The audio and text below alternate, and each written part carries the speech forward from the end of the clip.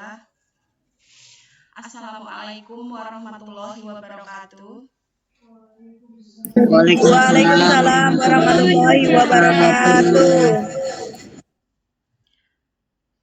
Alhamdulillahirabbil alamin. Assalatu wassalamu ala asrofil anbiya'i wal mursalin wa ala alihi washabihi ajmain. Amma ba'du. Kepada yang terhormat Ibu Penny Widati Wulansari selaku Kepala SLB Negeri Lasem yang saya hormati, kepada Bapak Ibu Guru SLB Negeri Lasem yang saya hormati. Yang pertama-tama marilah kita panjatkan puji syukur kehadirat Allah Subhanahu wa taala yang mana kita telah diberikan nikmat sehingga kita bisa berkumpul di room Gimit ini dalam keadaan sehat walafiat. Tak lupa juga kita sampaikan salawat serta salam kepada junjungan kita Nabi besar Muhammad Sallallahu Alaihi Wasallam yang akan kita nantikan syafaatnya nanti di yaumul qiyamah. Amin. Saya mengucapkan terima kasih kehadiran Bapak Ibu semua yang sudah hadir dalam kegiatan ini.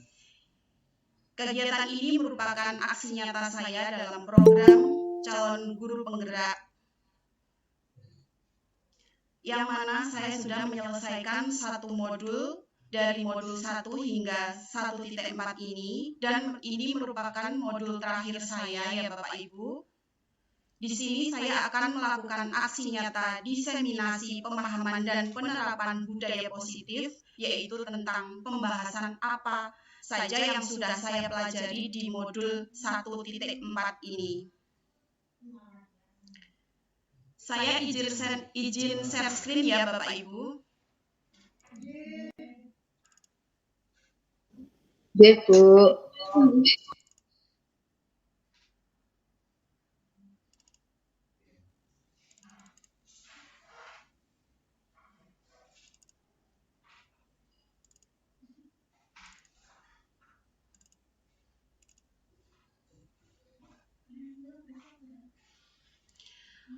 Apa sudah terlihat Bapak Ibu?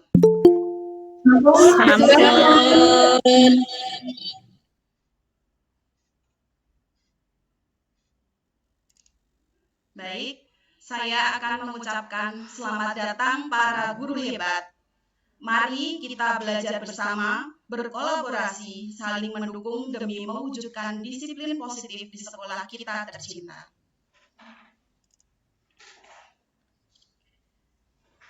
Nah, di room ini saya akan menerapkan budaya positif ya Bapak Ibu. Jadi ada kesepakatan yang akan kita laksanakan.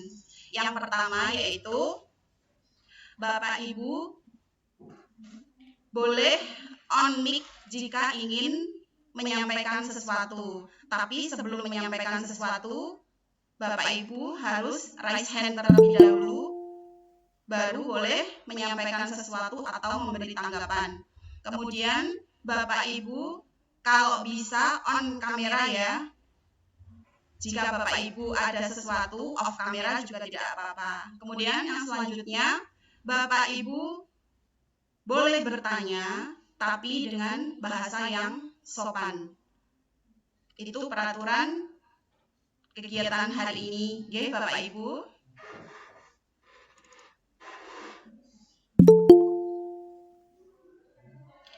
Kemudian kita akan memasuki materi yang akan saya sampaikan itu apa saja Bapak Ibu.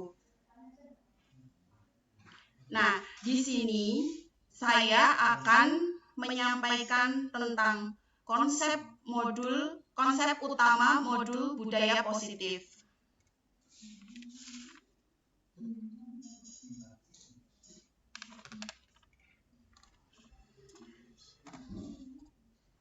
Yang pertama yaitu perubahan paradigma belajar, yang kedua disiplin positif, yang ketiga kebutuhan dasar manusia, yang keempat motivasi perilaku manusia, yang kelima posisi kontrol restitusi, selanjutnya yaitu tentang keyakinan kelas, dan yang terakhir adalah segitiga restitusi. Nanti kita akan membahas satu persatu dari materi-materi yang ada di layar Bapak Ibu. Kita akan membahas tentang apa saja perubahan paradigma belajar, disiplin positif itu apa, kebutuhan dasar manusia itu apa saja, kemudian motivasi perilaku manusia yang mendasari kegiatannya itu apa saja, kemudian posisi kontrol restitusi itu apa saja, serta keyakinan kelas dan segitiga restitusi. Baik Bapak Ibu, yang selanjutnya, yang pertama kita akan mengulas tentang pembelajaran dengan paradigma baru. Pembelajaran dengan paradigma baru dirancang berdasarkan prinsip pembelajaran yang terdiferensiasi sehingga setiap siswa belajar sesuai dengan kebutuhan dari tahap perkembangannya untuk mewujudkan profil pelajar Pancasila. Seperti yang kita ketahui Bapak Ibu, pembelajaran biasanya dilakukan secara klasikal. Betul seperti itu Bapak Ibu?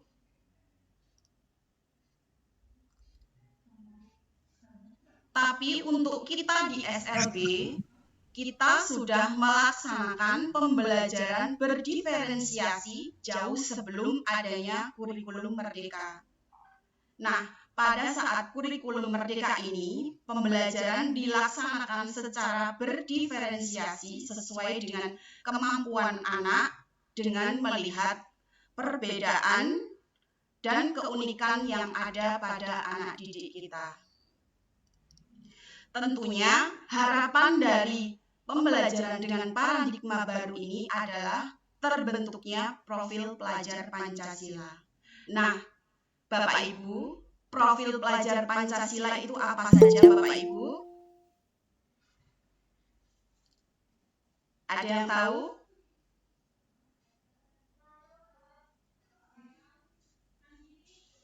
Yang pertama yaitu beriman, bertakwa,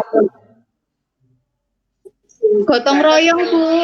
ya, gotong royong, kemudian berkebinekaan global, kemudian apalagi Bapak Ibu? Mandiri, Bu. Kemudian apa lagi? Bernalar kritis. Yang pertama apa Bapak Ibu? Bernalar kritis. Yang Kreatif, pertama Bu. tadi apa Bapak Ibu?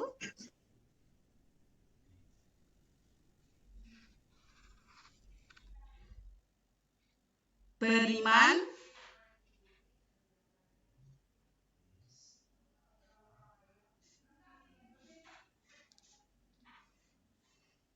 monggo Bapak Ibu. Kebinekaan global. Yang pertama tadi belum disebut Bapak Ibu. Beriman dan berakhlak mulia. Gotong royong. Beriman,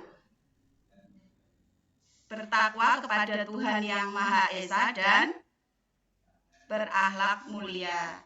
Ya, terima kasih Bapak Ibu. Itulah apa yang dicita-citakan dari paradigma pembelajaran baru ini.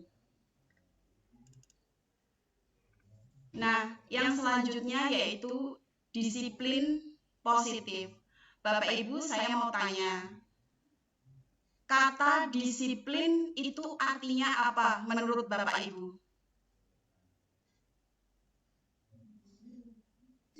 Taat peraturan. Taat peraturan. Ada lagi?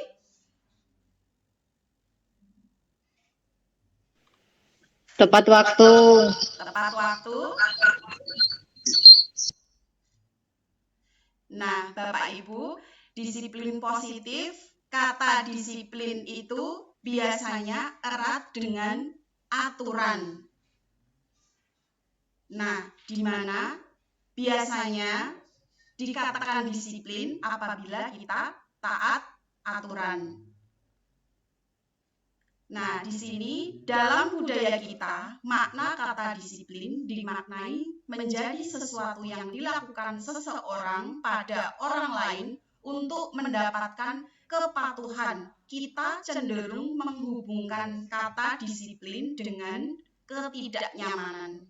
Nah, biasanya jika kita menerapkan kedisiplinan, pasti kita terbentur dengan aturan. Kita akan merasa dikekang dan diatur. Nah, kemudian sebagai seorang pendidik, tujuan kita adalah menciptakan anak-anak yang memiliki disiplin diri, sehingga mereka bisa berperilaku dengan mengacu pada nilai-nilai kebajikan universal dan memiliki motivasi intrinsik, bukan ekstrinsik. Ini maksudnya apa, Bapak Ibu? Maksudnya seperti ini, Bapak Ibu. Kita menginginkan anak kita itu menjadi seorang anak yang disiplin.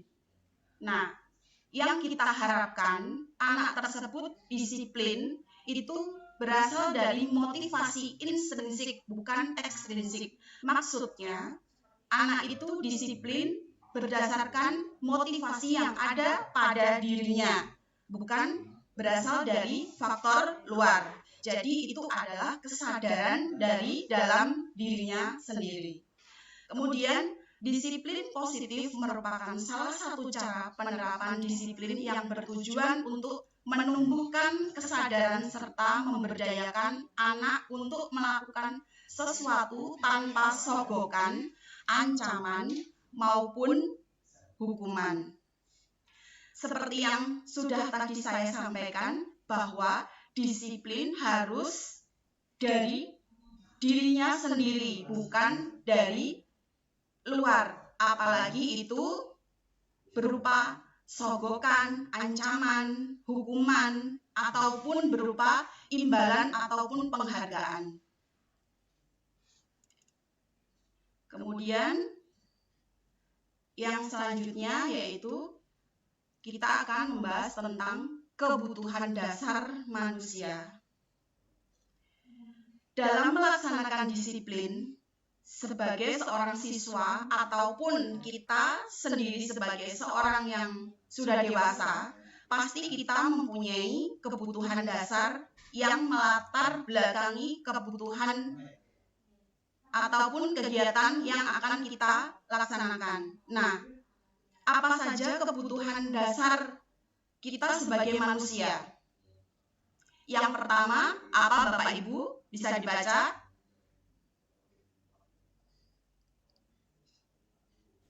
Bertahan hidup, kasih sayang, dan rasa diterima. Ya, yang pertama adalah kebutuhan bertahan hidup. Kebutuhan bertahan hidup adalah kebutuhan fisiologis manusia, di mana kebutuhan bertahan hidup adalah kebutuhan yang berupa untuk pemenuhan fisik kita, seperti makan, minum. Kalau orang Jawa mengatakan sandang, papan, lan pangan. Nah, itu adalah kebutuhan bertahan hidup manusia ataupun kebutuhan paling dasar manusia untuk memenuhi fisik manusia agar tetap hidup. Nah, kemudian yang kedua yaitu apa Bapak Ibu?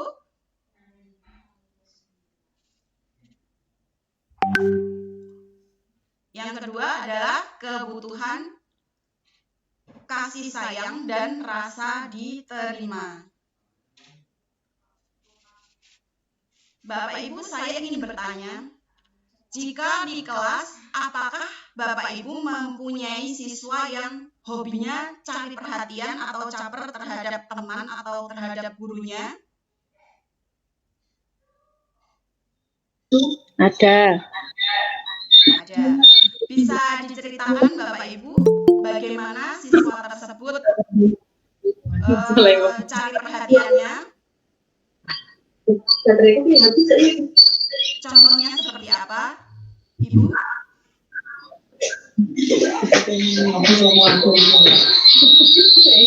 Boleh, Ibu? Tadi siapa yang on mic? Ya, Bu Fitri. Jadi ada siswa yang sengaja berperilaku negatif untuk memancing perhatian guru, dan itu kalau dibiarkan dia akan tetap mempertahankan perilaku negatifnya untuk beberapa lama. Tapi setelah dia tahu bahwa perilaku negatif tersebut tidak menghasilkan perhatian seperti yang dia inginkan, akhirnya dia akan berhenti sendiri berperilaku negatif tersebut. Oh iya, terima kasih Bu Fitri.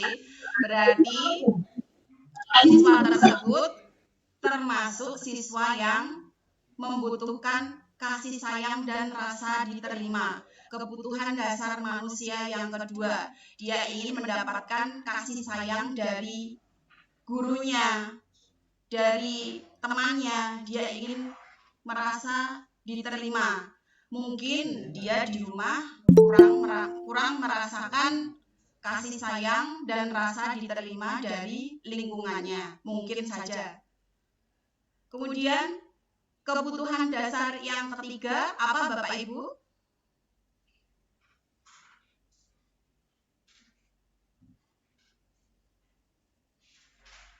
Kebutuhan penguasaan. Saya ingin bertanya, Bapak Ibu di kelasnya ada tidak siswanya yang selalu ingin menang sendiri, selalu ingin berkuasa, dan dia tidak mau dikalahkan oleh teman-temannya? Ada tidak Bapak Ibu?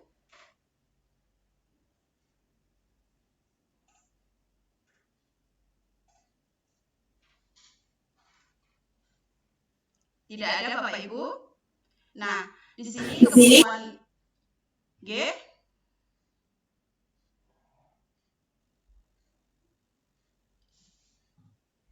Ya Bapak Ibu.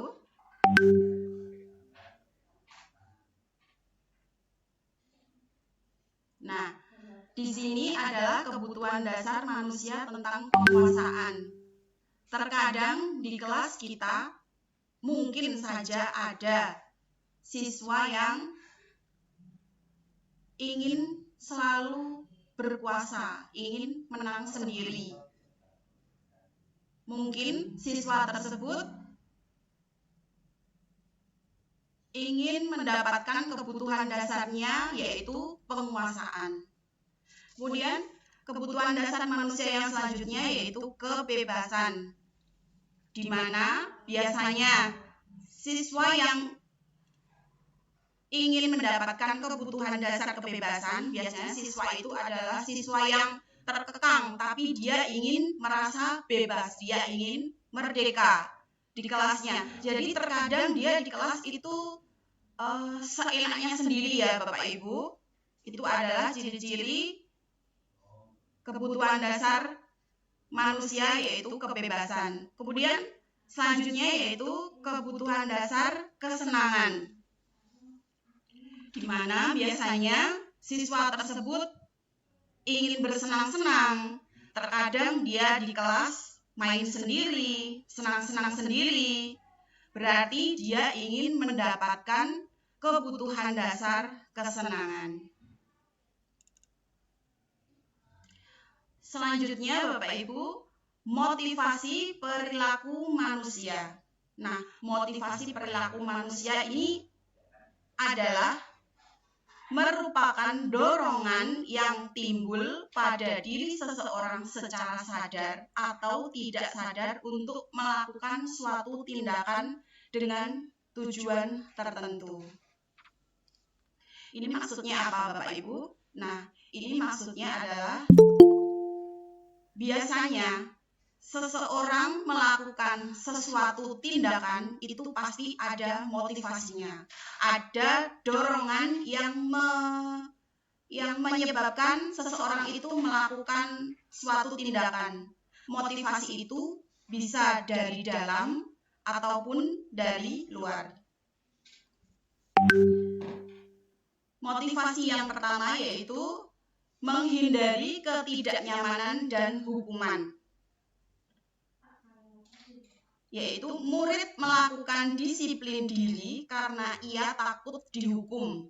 Ini merupakan motivasi ekstrinsik. Ini adalah contoh dari seorang siswa yang takut dihukum sehingga dia menaati peraturan. Jadi, motivasinya itu secara ekstrinsik. Dia hanya takut dihukum, menghindari ketidaknyamanan. Kemudian, yang kedua, mendapatkan imbalan atau penghargaan dari orang lain. Murid melakukan disiplin diri karena ia ingin mendapatkan imbalan atau penghargaan. Ini merupakan motivasi ekstrinsik. Misalnya, seorang anak menaati aturan, dia hanya ingin mendapatkan imbalan. Dia hanya ingin mendapatkan penghargaan dari gurunya. Nah, itu merupakan motivasi ekstrinsik, motivasi dari luar. Kemudian yang selanjutnya, menghargai nilai-nilai kebajikan diri sendiri.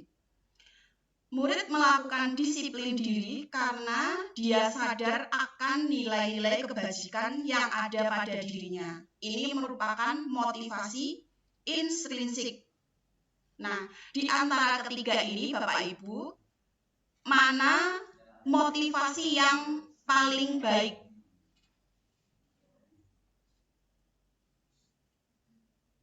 Yang mana, Bapak Ibu?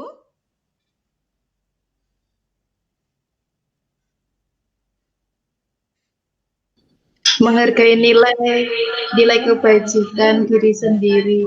Iya, betul sekali. Menghargai nilai-nilai kebajikan diri sendiri. Karena apa, Bapak Ibu? Mereka melakukan disiplin diri karena mereka sadar akan nilai-nilai kebajikan tersebut. Jadi, nilai-nilai tersebut sudah tertanam di hati. Ada atau tidak adanya suatu aturan, jika dia sudah menghargai nilai-nilai kebajikan dari dirinya sendiri, maka dia akan tetap melakukan disiplin. Seperti itu, Bapak Ibu. Kemudian yang selanjutnya, konsep disiplin dengan identitas gagal.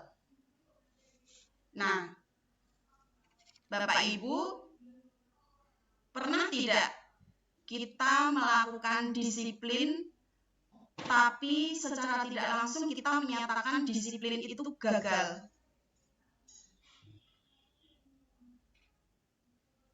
Pernah tidak, Bapak Ibu?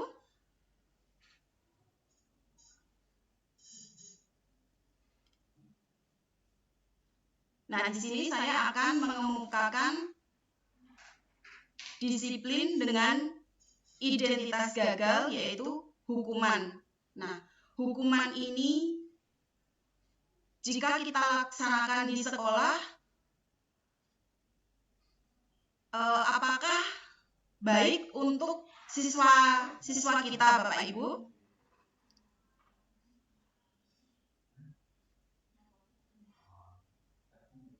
Bapak Ibu?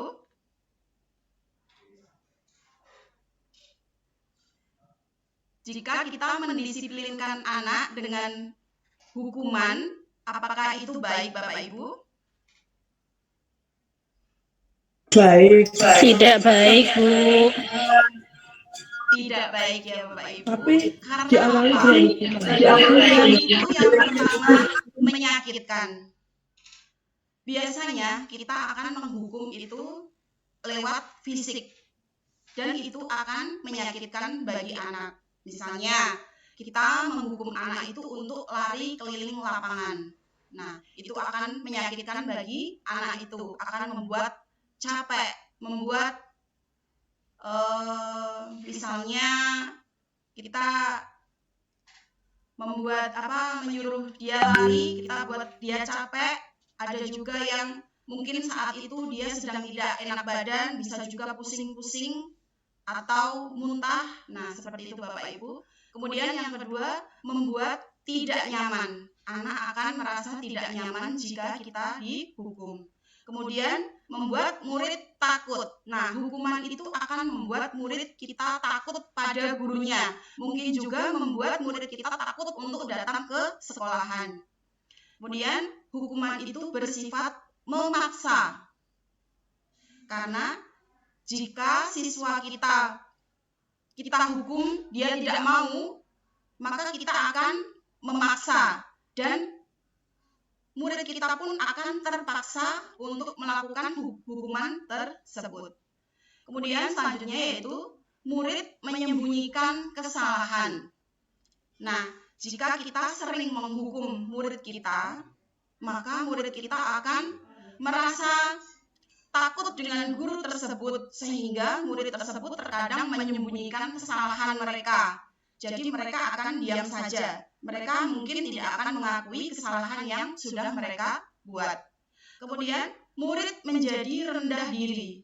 Murid tersebut akan menjadi minder. Karena dia merasa malu. Saya habis dihukum lari keliling lapangan. Saya dilihat oleh teman-teman saya disorahi oleh teman-teman saya. Nah, ini akan menyebabkan murid menjadi rendah diri. Kemudian konsep disiplin dengan identitas gagal melalui imbalan. Nah, imbalan Bapak Ibu, imbalan atau penghargaan. Dalam artian di sini mungkin bisa juga benda. Itu sangat tidak efektif ya Bapak Ibu. Kemudian yang kedua, bisa juga merusak hubungan, menimbulkan sifat iri. Seperti contohnya misalnya ada dalam satu kelas itu anak yang pintar. Nah, anak yang pintar ini gurunya biasanya seperti ini. Nanti kalau ulangannya mendapat nilai bagus, nanti Bu Guru akan memberikan hadiah. Nanti dikasih uang 10.000. Nah, ketika ulangan kedua yang mendapat nilai bagus, anak tersebut lagi dan mendapatkan hadiah lagi. Kemudian ulangan yang ketiga, anak tersebut lagi yang mendapat nilai bagus dan mendapat hadiah lagi. Nah, ini akan menimbulkan sifat iri kepada teman-temannya. Teman-temannya akan bilang, oh yang dapat hadiah kok itu terus ya. Nah, seperti itu akan menimbulkan sifat iri kepada teman yang sering mendapat hadiah tersebut. Jadi imbalan ini tidak efektif atau kurang efektif. Kemudian mematikan kreativitas. Ini maksudnya apa Bapak Ibu? Ini maksudnya adalah jika anak tersebut motivasinya hanya untuk mendapatkan hadiah, maka itu akan membuat anak tersebut tidak berkreativitas. Misalnya dia akan gampang berpuas diri. Jadi ibaratnya saya melakukan hal kecil ini saja saya mendapatkan hadiah. Jadi saya tidak perlu melakukan hal-hal besar lagi yang mungkin saya belum tentu mendapatkan itu. Seperti itu Bapak Ibu. Kemudian menghukum dengan sistem ranking. Nah, maksudnya gimana Bapak Ibu menghukum dengan sistem ranking? Maksudnya itu adalah sekarang mungkin jarang ya Bapak Ibu sekolahan yang menggunakan sistem ranking. Soalnya mungkin bagi anak-anak yang mendapatkan ranking di bawah, di akhir, bukan ranking 1, 2, ataupun 10 besar, mereka biasanya akan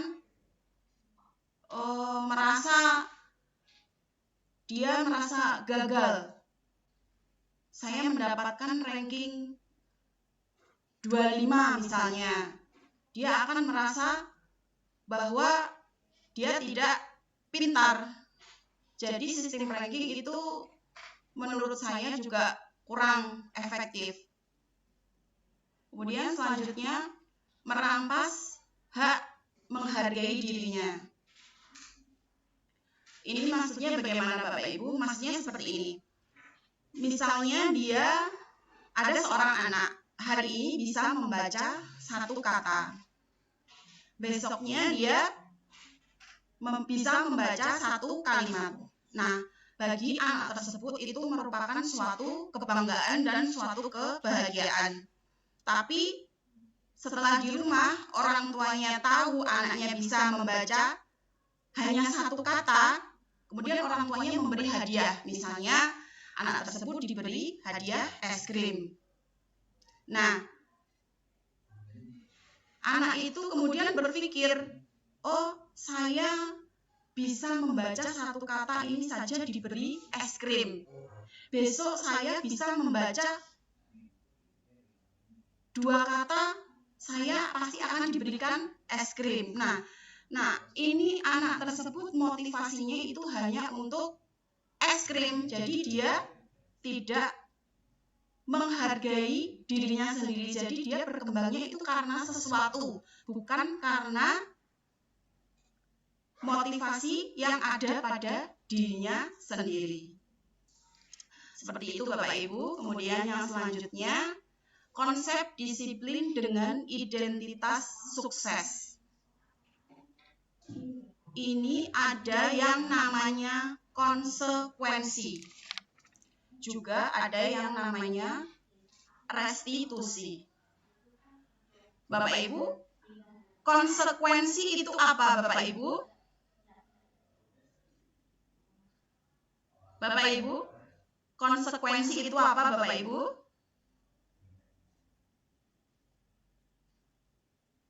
Konsekuensi adalah kesepakatan ya Bapak Ibu.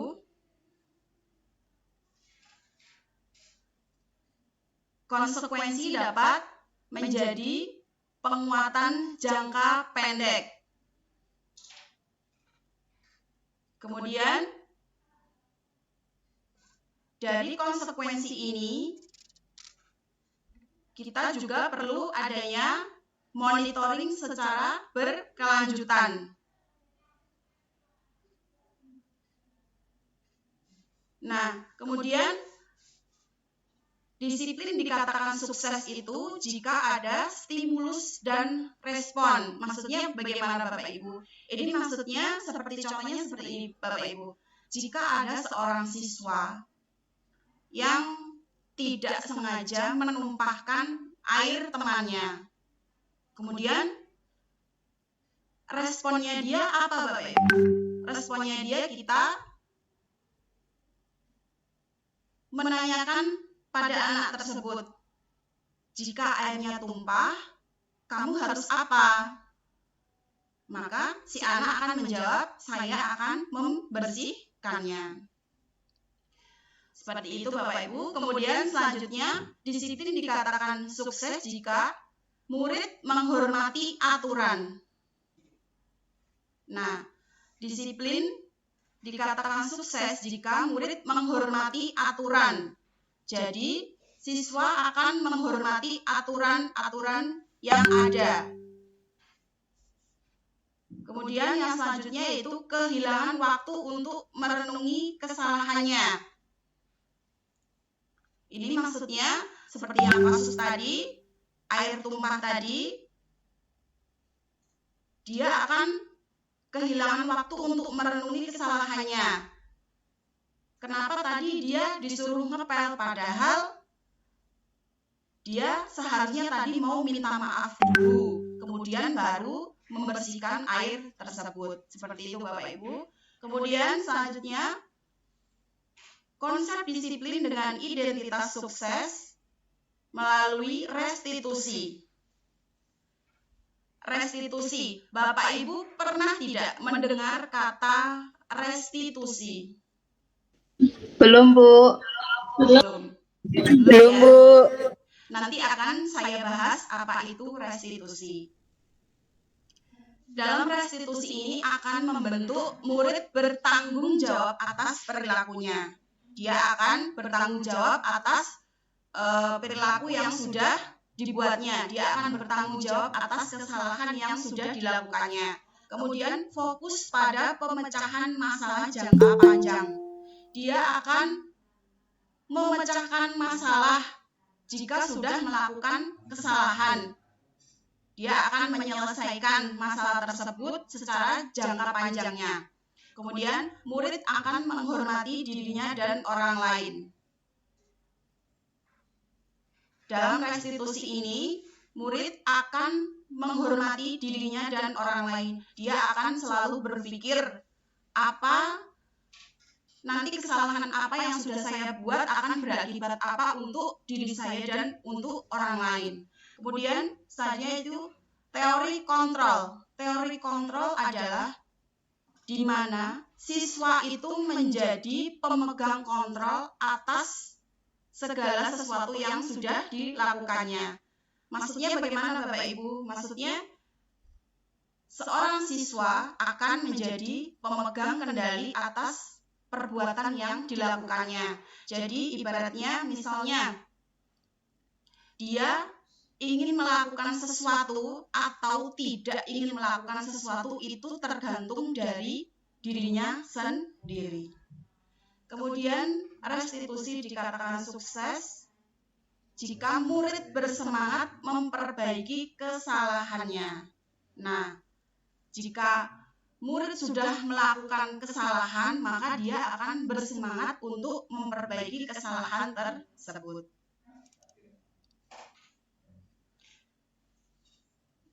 Selanjutnya yaitu yang akan kita bahas adalah konsep disiplin pendekatan restitusi. Sebuah cara penanaman disiplin positif pada murid. Pengertian restitusi. Restitusi adalah proses menciptakan kondisi bagi murid untuk memperbaiki kesalahan mereka sehingga mereka bisa kembali pada kelompok mereka dengan karakter yang lebih kuat. Gosen 2004. Ciri-ciri restitusi. Pertama yaitu bukan menebus kesalahan, namun belajar memperbaiki kesalahan. Yang kedua, memperbaiki hubungan. Jadi setelah dia melakukan kesalahan, kemudian dia memperbaiki kesalahan, yang selanjutnya yaitu dia akan memperbaiki hubungan dengan temannya tersebut. Jadi dia bisa kembali ke kelompoknya dengan sudah dalam keadaan baik-baik saja, sudah tidak ada masalah lagi. Kemudian ciri-ciri restitusi yang selanjutnya yaitu tawaran, bukan paksaan. Jadi kita memberi tawaran, kita memberi pilihan, bukan kita paksa. Kamu harus membersihkan lantai itu, atau kamu harus meminta maaf. Jadi itu bukan paksaan, tetapi sebuah tawaran dan dia akan mengontrol dirinya untuk memilih atau tidak memilih tawaran tersebut. Tapi jika dia tidak memilih tawaran tersebut, maka kita akan memberikan pilihan-pilihan apa saja jika anak tersebut tidak melakukan hal yang seharusnya dilakukan. Kemudian yang selanjutnya yaitu menuntun untuk melihat ke dalam diri. Yang selanjutnya yaitu mencari kebutuhan dasar yang mendasari tindakan. Kemudian ciri-ciri restitusi selanjutnya yaitu fokus pada karakter, bukan tindakan. Jadi diharapkan anak tersebut akan menjadi orang yang bertanggung jawab atas perbuatan yang sudah dilakukan atau kesalahan yang sudah dilakukan.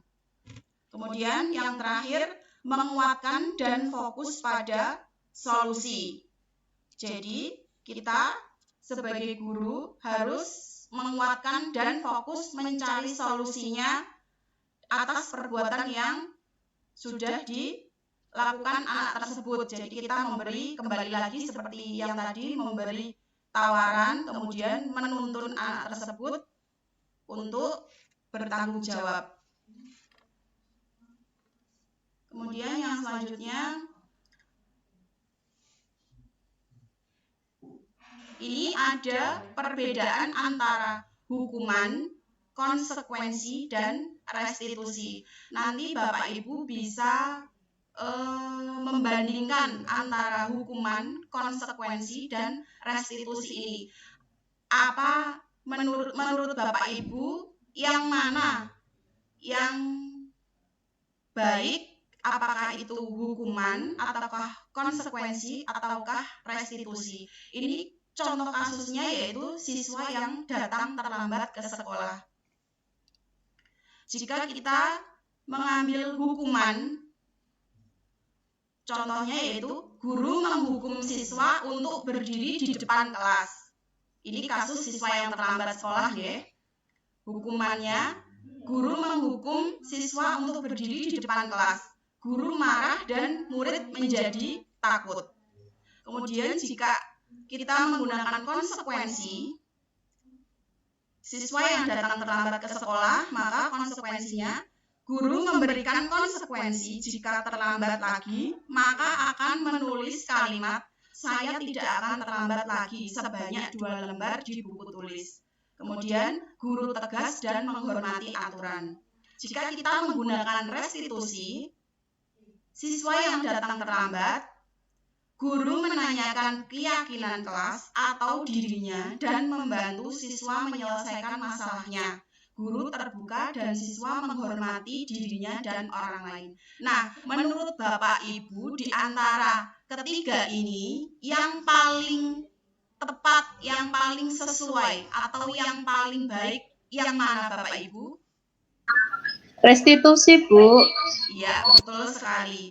Restitusi adalah pilihan yang paling baik di antara ketiga ini. Kemudian yang selanjutnya ada yang namanya 5 posisi kontrol restitusi. Nah, yang pertama ini ada apa Bapak Ibu?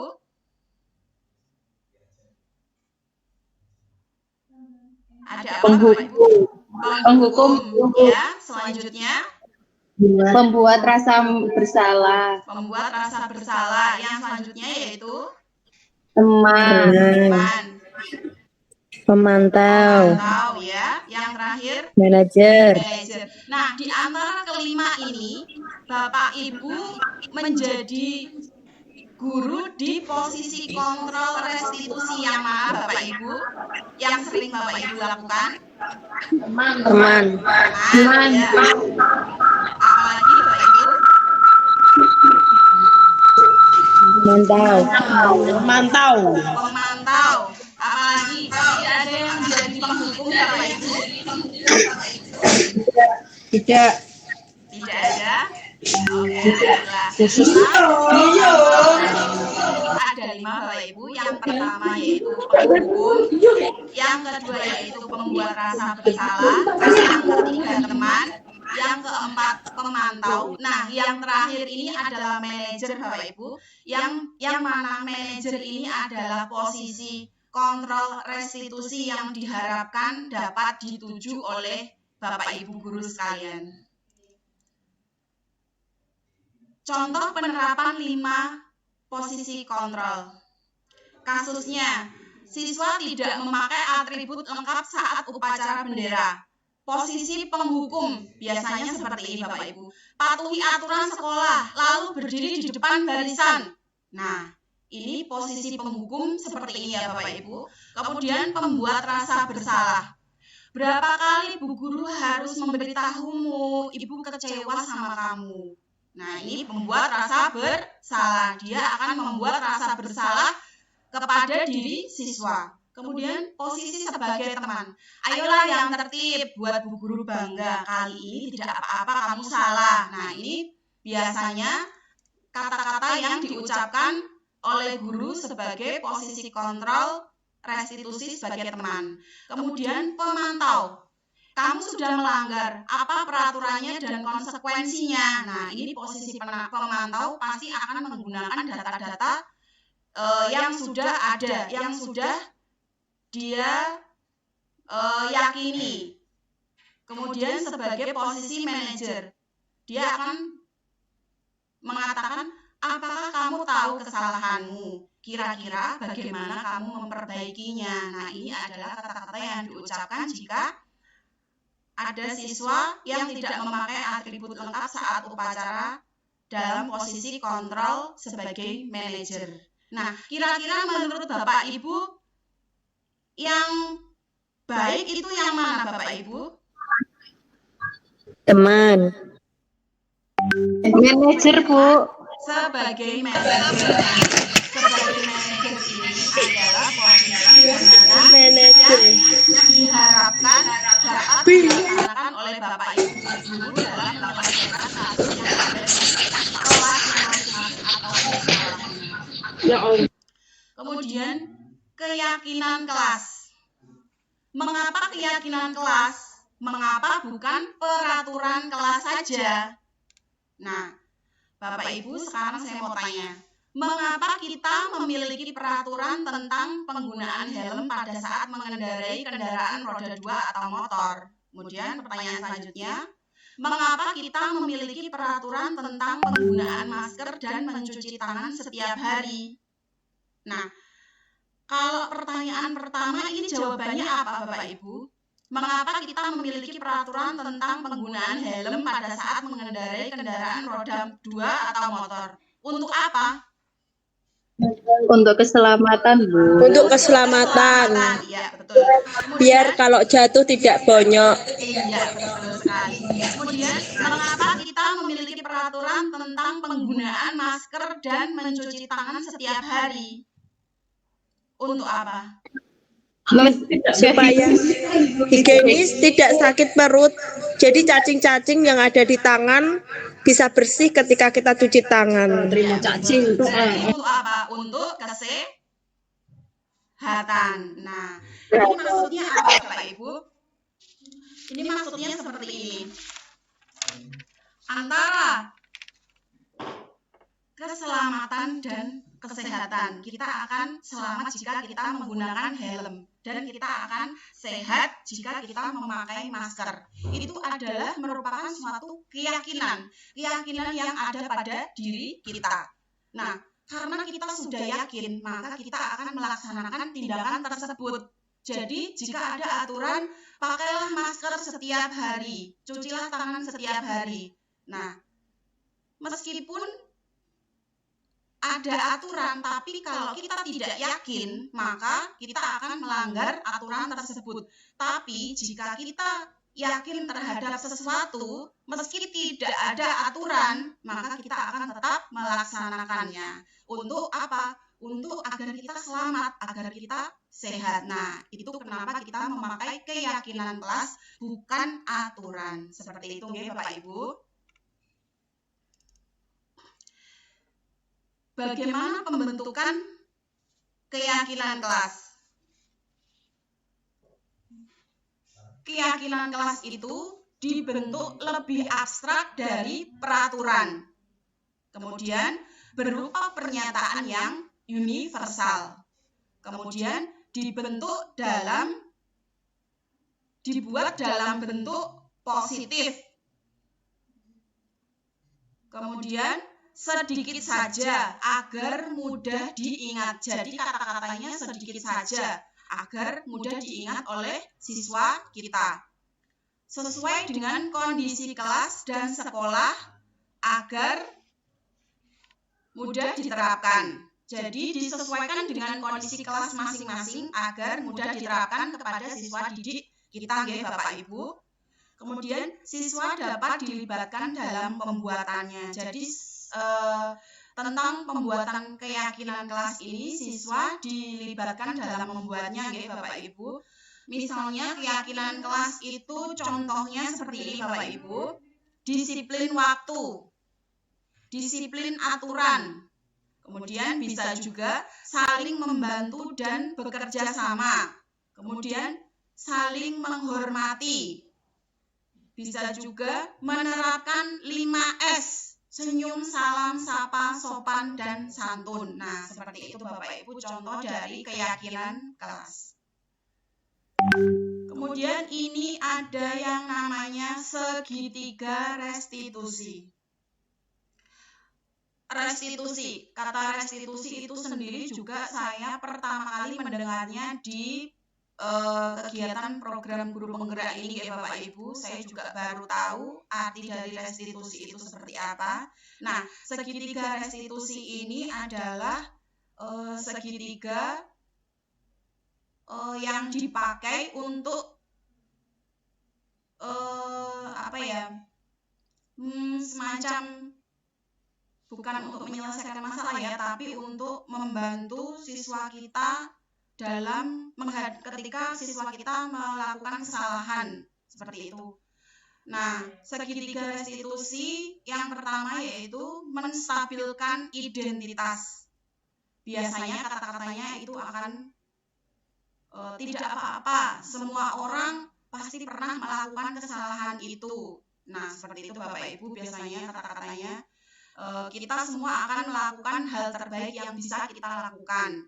Kemudian yang kedua, validasi tindakan yang salah.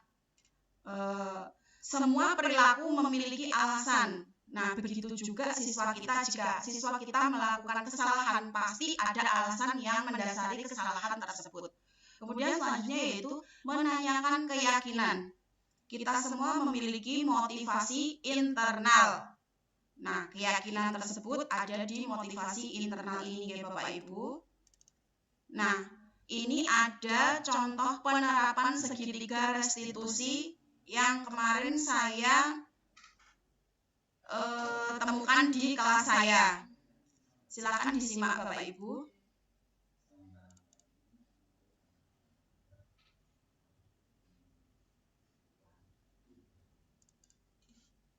Tidak ada suaranya, Bu.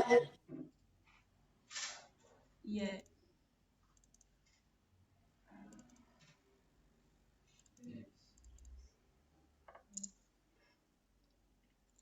Tidak ada suaranya ya Bapak Ibu. Sebentar.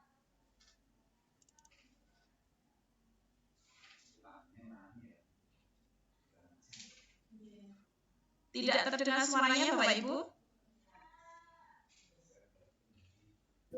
Belum Bu, mungkin ada itu Bu yang share audio. Sebentar.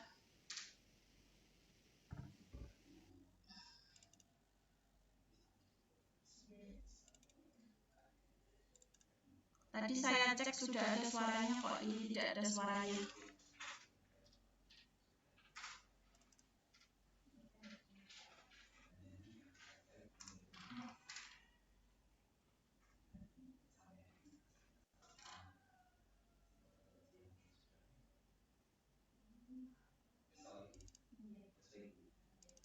Hari ini hari apa Nana?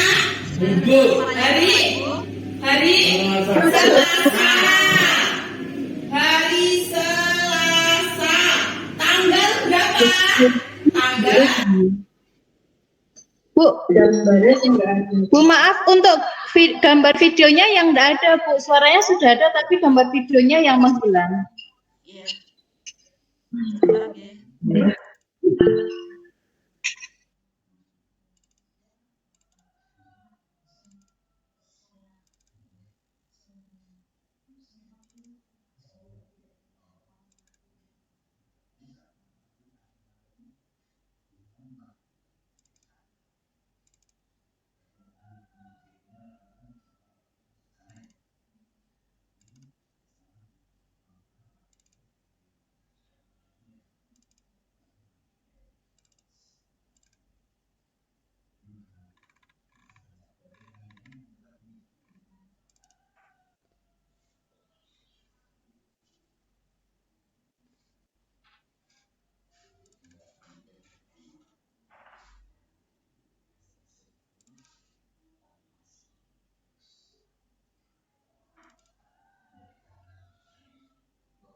Gambarnya masih terlihat Bapak Ibu?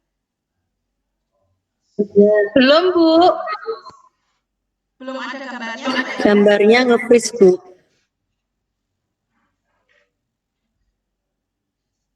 Oke, nanti dengarkan saja ya Bapak Ibu. hari ini hari apa Nana? Hari Selasa. Hari Selasa. Tanggal berapa? Tanggal 18 bulan Oktober tahun 2022.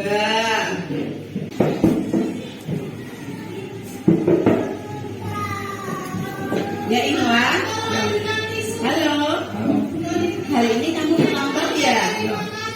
Kenapa kamu terlambat Iwan? Kamu bangun kesiangan. Tidak apa-apa Iwan, semua orang pasti telah melakukan kesalahan itu. Seperti kemarin, Tino juga terlambat datang ke sekolah. Oh tidak, yang penting kamu sudah hadir di sekolah. Itu ibu sudah senang. Kamu melakukan itu pasti ada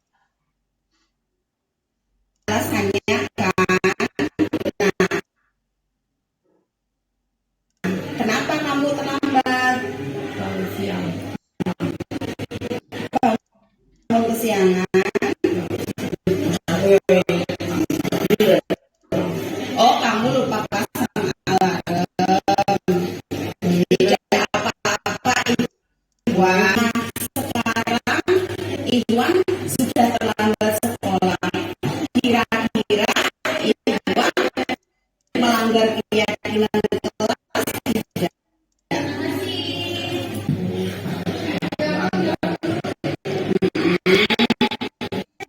Kira-kira keyakinan kelas apa yang sudah Iwan melanggar?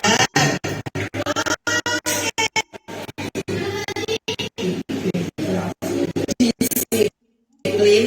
Kira-kira menurut Iwan disiplin kelas itu penting tidak?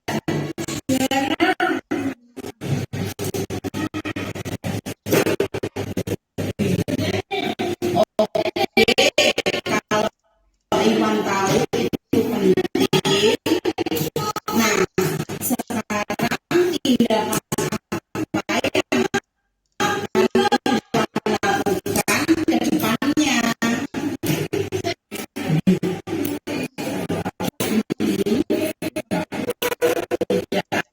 Akan Iwan tidak akan lupa pasang alarm. Supaya apa Iwan?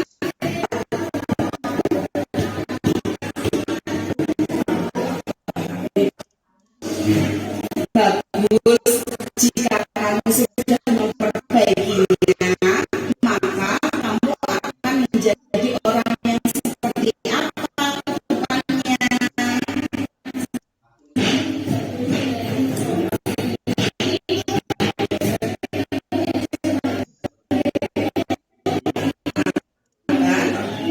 menjadi orang yang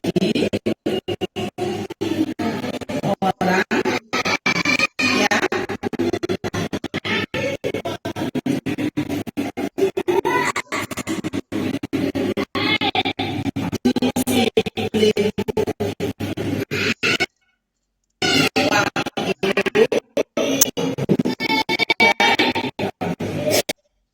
Mohon maaf ya Bapak Ibu, videonya putus-putus. Ya Bu, enggak apa-apa Bu.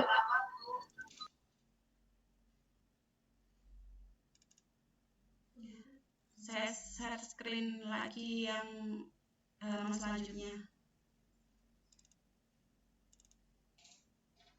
Terlihat lagi Bu gambarnya? Sudah Bu, sudah terlihat.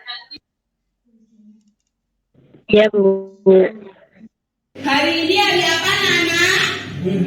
Hari Selasa. Dan terlihat Hari Selasa. Ya Bu, sudah. Tanggal berapa? Tanggal 18 bulan Oktober Zoom. Double mic dulu ya.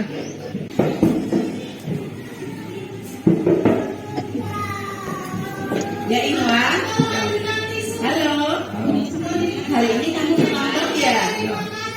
Kenapa kamu terlambat Iwan? Kamu bangun kesiangan. Tidak apa-apa Iwan. Semua orang pasti melakukan kesalahan itu. Seperti kemarin. Maaf Bapak Ibu, sepertinya videonya ada masalah. Saya coba kasus yang kedua.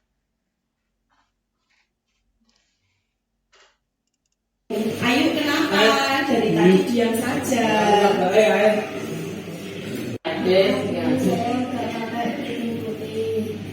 Tidak apa-apa Ayu, semua orang pasti pernah melakukan kesalahan. Seperti kemarin, Erik juga tidak memakai seragam seperti aturan yang diterapkan untuk Rabu.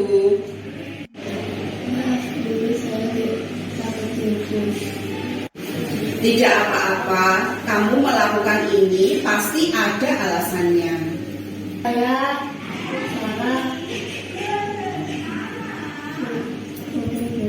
Penting sekarang Ayu hadir dan datang tepat waktu. Nah sekarang Ibu tanya, kira-kira Ayu melanggar keyakinan kelas kita tidak? Ya Bu, saya sudah melanggar.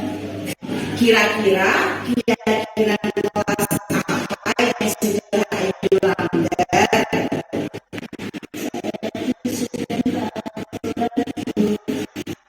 Menurut Ayu, disiplin aturan penting apa tidak? Penting Bu. Kalau kamu tahu itu penting, tindakan apa yang akan kamu lakukan ke depannya?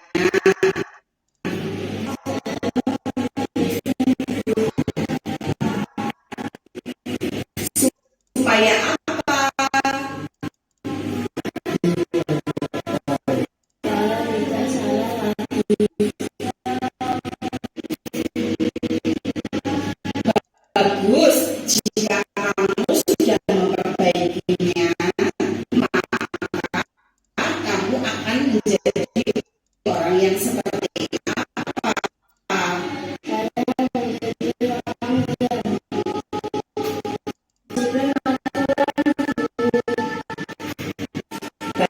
Baiklah, sekarang kamu lanjutkan mengikuti pelajaran ya.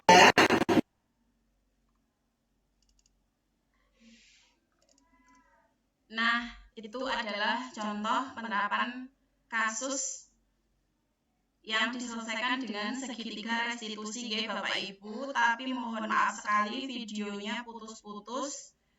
Nah, di sini saya akan menjelaskan kasusnya ya.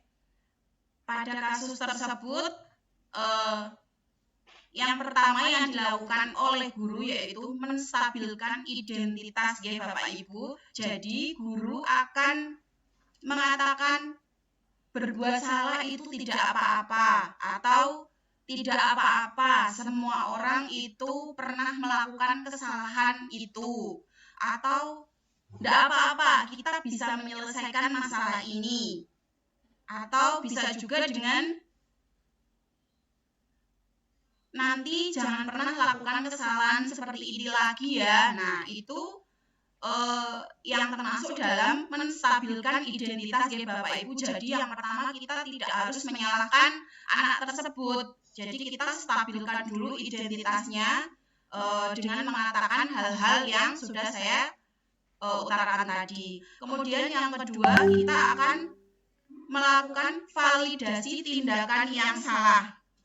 Nah, validasi tindakan yang salah itu biasanya guru akan mengatakan kamu pasti punya alasan melakukan itu, atau kalau tidak, kenapa kamu melakukan hal itu. Nah, setelah kita menstabilkan identitas, kemudian kita memvalidasikan tindakan yang salah dengan mengatakan seperti itu. Jadi tidak langsung memarahi anak atau memojokkan anak. Nah, kemudian yang terakhir kita akan menanyakan keyakinan. Kita akan menanyakan tentang keyakinan kelas yang sudah disepakati. Misalnya, apa keyakinan kelas yang sudah kamu langgar? Nah, kita akan menanyakan keyakinan kelas tersebut pada anak. Anak akan menjawab, saya sudah melanggar keyakinan kelas ini, Bu. Saya sudah melanggar keyakinan kelas disiplin waktu, Bu. Nah, seperti itu. Jadi, kita melakukan segitiga restitusi itu secara urut. Jadi, tidak ada yang namanya kita langsung memarahi anak.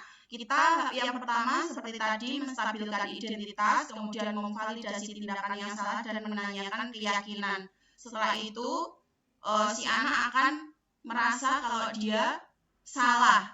Dia akan memperbaiki kesalahan yang sudah dilakukannya ke depannya agar menjadi lebih baik lagi. Nah, Bapak Ibu, dalam penerapan program disiplin positif, hendaknya guru memiliki standar kepribadian, profesional, dan sosial yang baik di mana guru mampu berefleksi pada posisi kontrolnya saat ini. Bagaimana perjalanan dirinya menjadi seorang among, posisi manajer yang diharapkan dituju, yang menuntun murid-murid menjadi insan yang mandiri, merdeka, dan bertanggung jawab. Ini adalah menurut Standar Nasional Pendidikan. Terima kasih. Guru Bergerak Indonesia Maju. Nah, Bapak Ibu, itu adalah pemaparan dari saya tentang penerapan disiplin positif.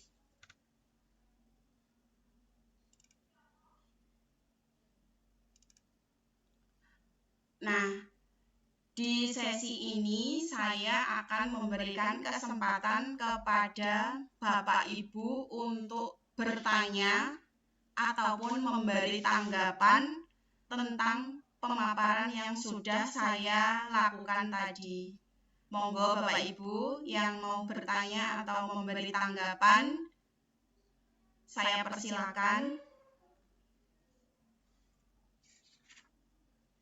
Raise hand dulu ya Bapak Ibu jika ingin bertanya atau memberi tanggapan.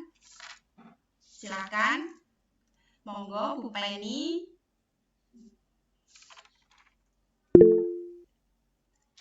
Monggo Bu Penny.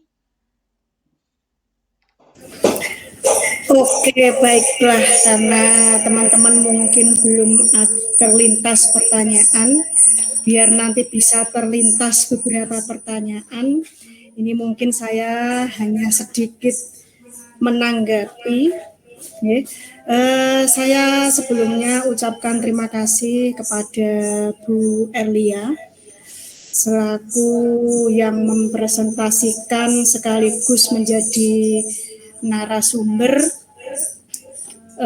dalam pemaparan modul dengan materi budaya disiplin positif ya, budaya positif. Dan terima kasih juga kepada Bapak Ibu guru semuanya yang telah ikut berpartisipasi kaitannya dengan kegiatan yang dilaksanakan oleh Bu Erlia, aksi nyata. Saya ucapkan terima kasih juga atas dukungannya. Di sini saya sedikit menanggapi Bu Erlia. Ini sangat bagus sekali materi tentang budaya positif. Di awal tadi sudah disampaikan padat dan jelas, kompleks juga, sehingga materi ini apabila diterapkan oleh guru ya, terutama sebagai pendidik, ini akan sangat meningkatkan kompetensi Bapak Ibu dan meningkatkan pelayanan pendidikan sehingga akan terwujud tujuan pendidikan yang ada di sekolah khususnya. Yang pertama tadi disampaikan kaitannya dengan disiplin, memang ya, disiplin itu secara langsung kita harus keluar dari zona nyaman untuk bisa mengkonsekuensi kaitannya dengan hal disiplin, karena disiplin itu sangat luas, apalagi kita sebagai pendidik yang juga menjadi contoh bagi semua peserta didik atau bahkan warga sekolah, sehingga sangat bermanfaat sekali jika budaya positif ini memang kita laksanakan, kita terapkan di sekolah, sehingga tentunya Bapak Ibu jika memang ini diterapkan oleh guru pastinya akan mengimbas ke peserta didik. Nah, di sini ini suatu sinergi yang saling akan memberikan manfaat. Tentunya guru sebagai teladan, apalagi di SLB. Ini siswanya tidak ada yang namanya siswa nakal, itu tidak ada sebenarnya. Hanya saja mereka itu belum tahu mana yang benar dan mana yang salah. Sehingga dengan penerapan tadi yang disampaikan penerapan disiplin atau hukuman pada zaman dulu itu sudah, apalagi di SLB sudah tidak bisa terpakai lagi, karena anak kita itu dihukum pun mereka nggak akan tahu Bapak Ibu, kita marah juga nggak akan tahu. Yang mereka lakukan memang tadi yang disampaikan oleh Bu Erlia, yaitu restitusi. Itu memang sangat bagus sekali dalam menangani peserta didik, karena mereka sebenarnya tidak nakal, akan tapi cuma saja belum tahu, oh ini yang benar seperti ini, yang salah seperti ini. Nah itu, jadi kaitannya dengan materi ini memang luar biasa sekali, dan saya ucapkan terima kasih, dan semoga Bapak Ibu semuanya di sini bisa menyerap ilmu yang disampaikan oleh Bu Erlia. Nih, mungkin itu sedikit tanggapan dari saya. Akhir kata, wassalamualaikum warahmatullahi wabarakatuh. Waalaikumsalam warahmatullahi wabarakatuh. Baik Bu Penny, terima kasih sekali atas tanggapan yang sudah diberikan kepada saya. Saya juga mengucapkan terima kasih atas kesempatan yang sudah diberikan kepada saya. Terima kasih sudah dibantu untuk menyelesaikan tugas saya, menyelesaikan aksi nyata saya ini. Dan juga mari kita sama-sama melaksanakan budaya positif agar sekolah kita menjadi lebih maju. Terima kasih Bu Penny. Kemudian yang selanjutnya Bu Fitri. Silakan Bu Fitri.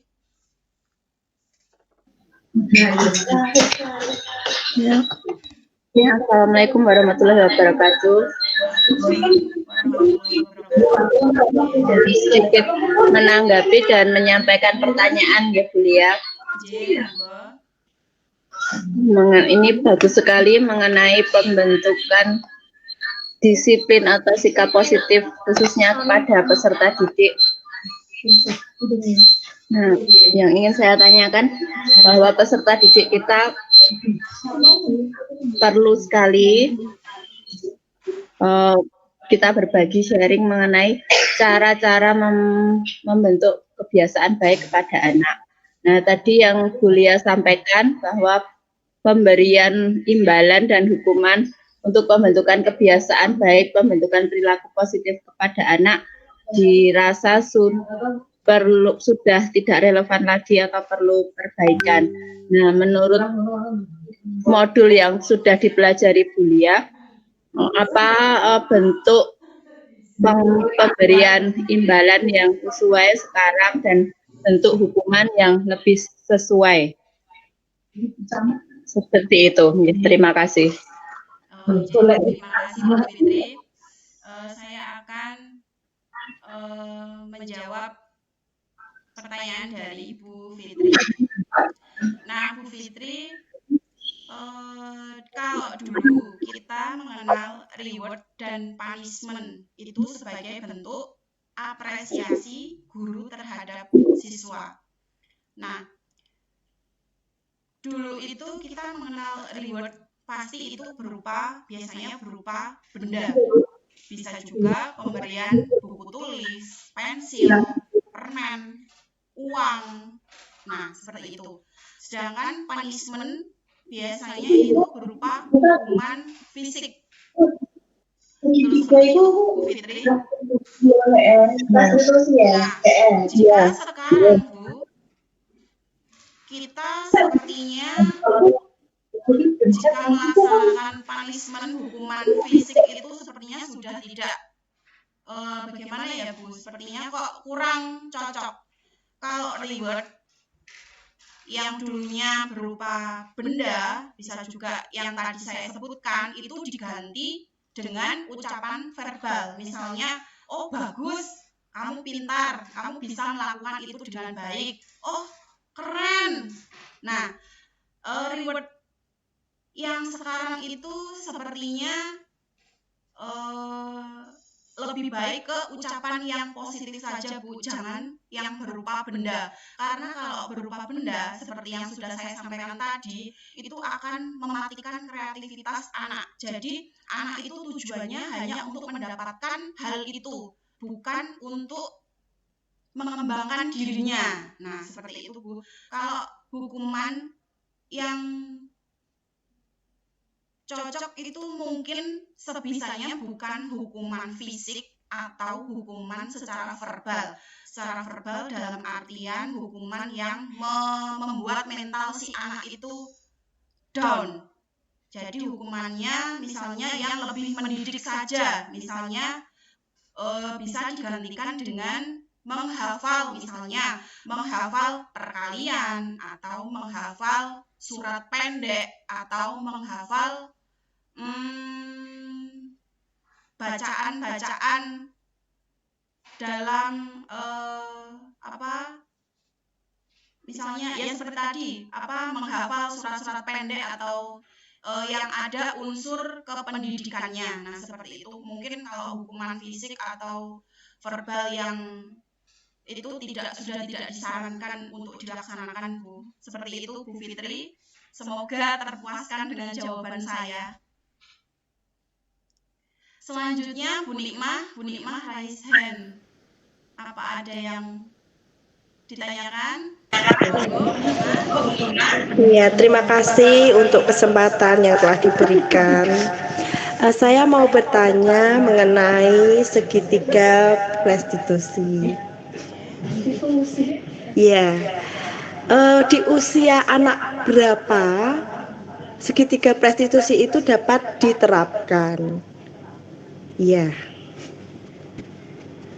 hanya itu saja, Bu. Terima kasih.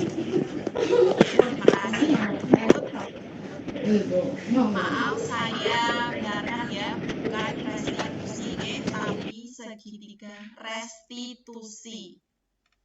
Kalau ditanya di usia berapa,